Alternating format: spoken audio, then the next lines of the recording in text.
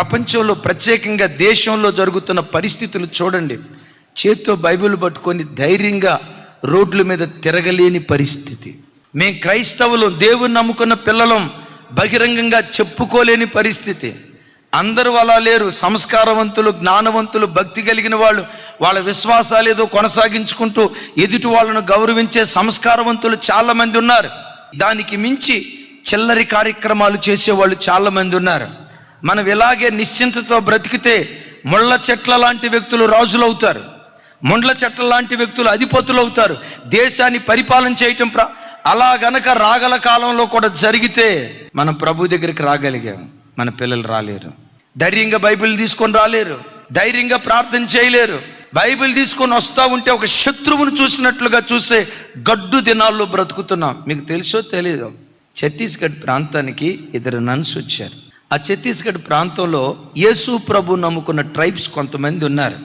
Machineries సంబంధించిన హాస్పిటల్లో పనిచేయటానికి ఒక 2 బిడ్డలను, యవన బిడ్డలను, వారు యోగ్యులైతే వాళ్ళని అందులో జాయిన్ చేద్దామని వీళ్ళు అడిగిన దాన్ని బట్టి నన్స్ ఇక్కడికి వచ్చారు.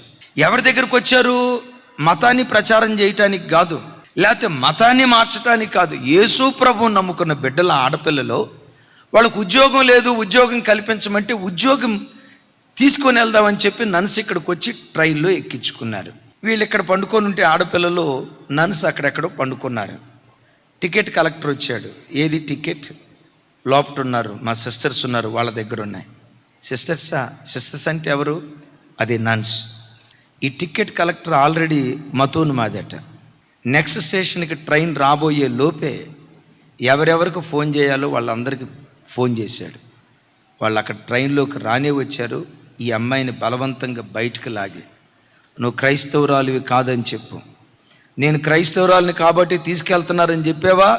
అదిగో మీ అన్న ఈ ట్రైన్లోనే ఉన్నాడు అన్నారు కదా, మీ అన్నను చంపేస్తా. ఆ అమ్మాయి చేత టీవీ మీడియాకి బలవంతంగా నన్ను మత మార్పిడి చేసి బలవంతంగా తీసుకెళ్తున్నారని బలవంతంగా చెప్పించారు.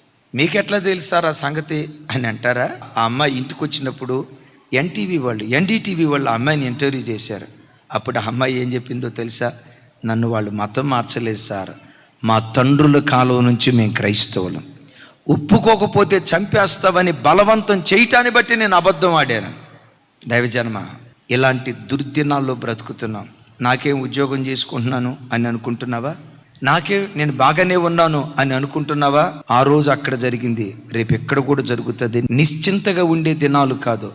ఈ ముండ్ల చెట్ల లాంటి వ్యక్తులు లేవకుండా స్వకాసక్తిని విడిచి సంఘం రోధిస్తూ ప్రార్థన చేయాలి.